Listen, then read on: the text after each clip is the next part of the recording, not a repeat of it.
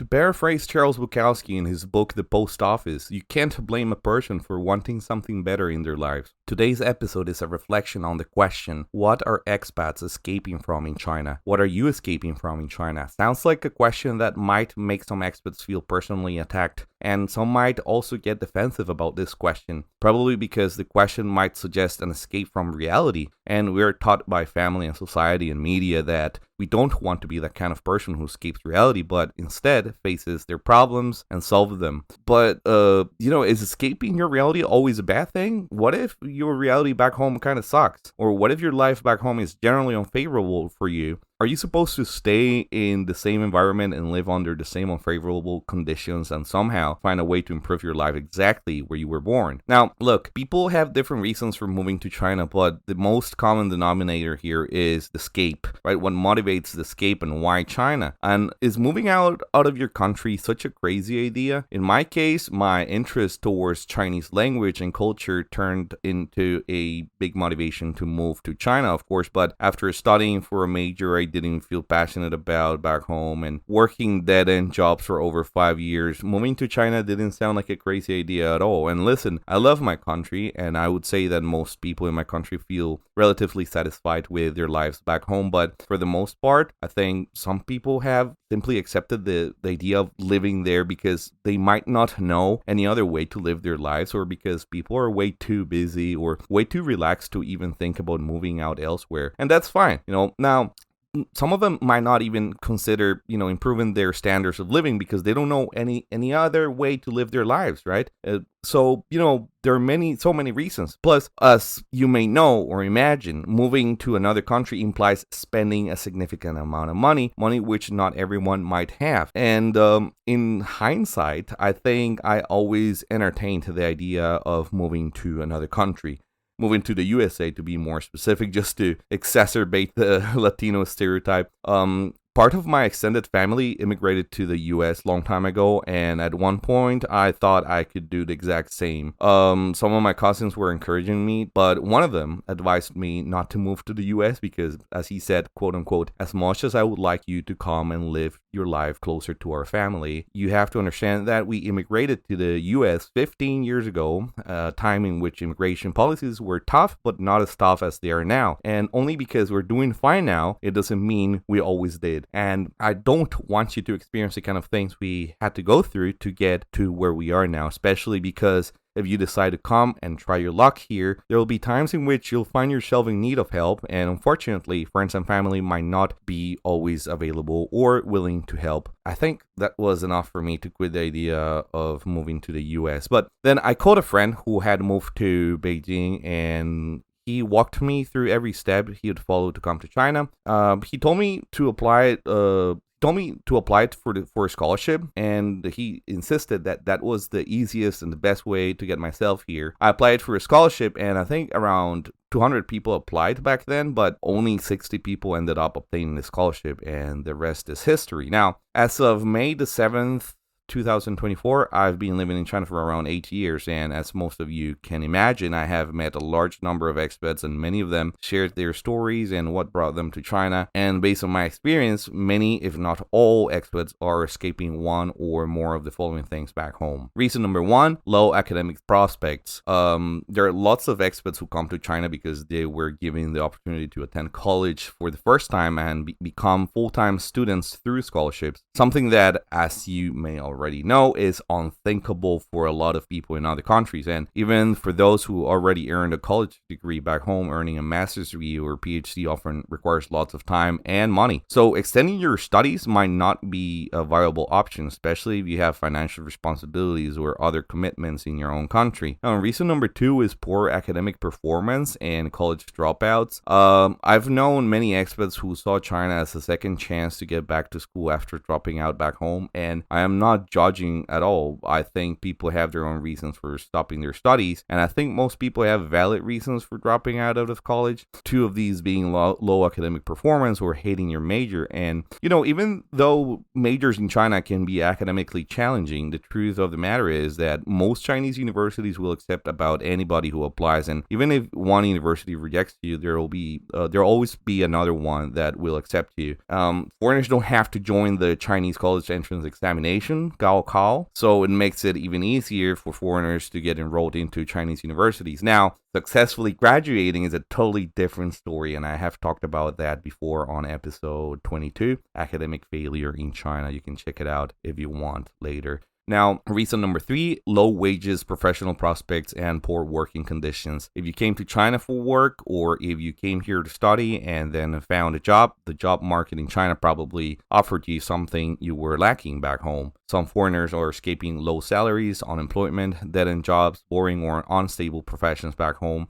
And as you know, China's job market offers relatively higher salaries for certain foreigners, especially within the education industry in Tier 1 and Tier 2 cities. And yes, you might say Tier 1 and Tier 2 cities can have a very high cost of living. Yes, that's true, but it's also true that there are countries with a very high cost of living and relatively low salaries. And very often than not, you cannot choose alternative ways to live a frugal life without cutting down on your most basic necessities. Now, in China, even if you live in an expensive Tier 1 city, you can always opt for an affordable way of living, similar to how the locals live, and you'll still have a very comfortable life. Now, especially if you decide not to adopt the lifestyle of a Hollywood celebrity. Now, reason number 4, escaping due to safety concerns, man. I think that people who come from certain countries get used to a certain level of danger in their countries. For example, if you live in a country like mine, you have to think about the time you go out at night, the places you visit, the amount of cash you carry, and you also have to make sure to safeguard your phone,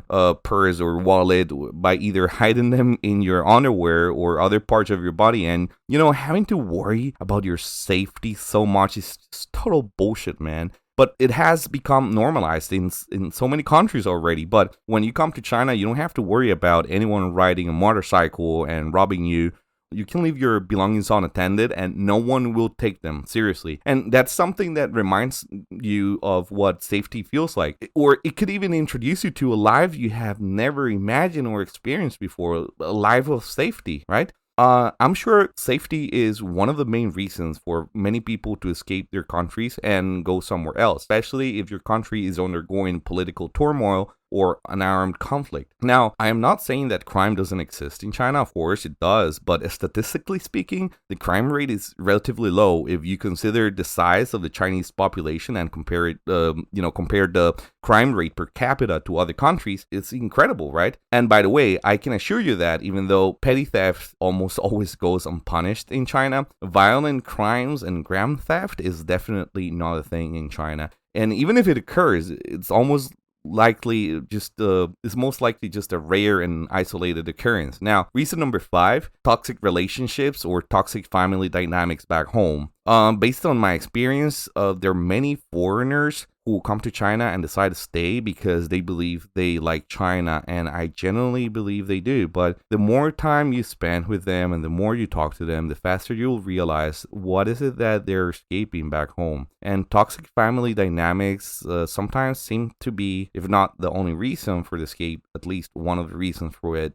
And sometimes people don't realize how badly they needed to escape their toxic partner, friend, or family to be happy, because they had never been able to have a break from toxic dynamics and distance themselves mentally or physically from any kind of toxic drama. And look, I know that romantic relationships, friendships, and familial relationships are not perfect. Every relationship has its own thing. But escaping from toxic people is not uncommon at all. I would actually encourage it. I wouldn't be surprised if you're having an epiphany right now after listening to this, because you're wondering whether you're staying in China might be entirely or partly motivated by toxic drama or toxic dynamics back home. Now, reason number 6 is discrimination, persecution, and judgment. There are those who escape persecution. For example, I met someone who felt repressed back home because of his sexual orientation, aka he's gay. Back in his country, being gay is a crime, but when this person came to China, he managed to find a more accepting community.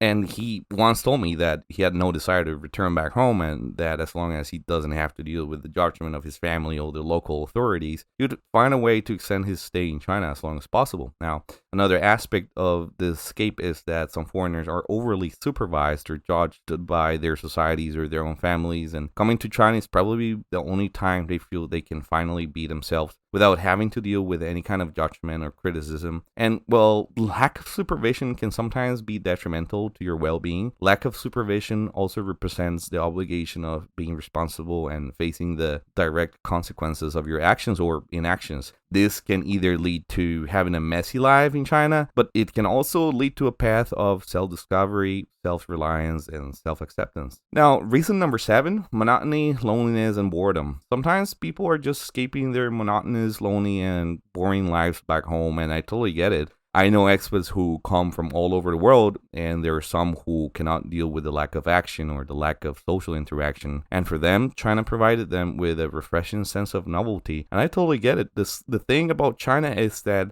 there's always something going on outside, and what might seem normal for most of the locals, it might seem ridiculous, peculiar, hilarious, or unfamiliar to expats, and sometimes in a very annoying or bizarre way. And I am not saying that life in China cannot be monotonous, lonely, or boring, but I doubt expats would ever use those words to refer to their lives in China in general. Well, unless you have lived in China, right in the middle of nowhere for decades, and even so, the challenges, misunderstandings, and even the bullshit bureaucratic paperwork that you have to deal with will fill your life with constant change and turmoil. And I think that some expats might prefer the constant change and turmoil over a peaceful, motionless, and stable life back home. But that's just my opinion, of course. Now, I'm sure that there are many expats out there who are not escaping anything at all, and that's fine. But still, if you're escaping something, I think that regardless of the reason you're escaping, no one can blame you, seriously.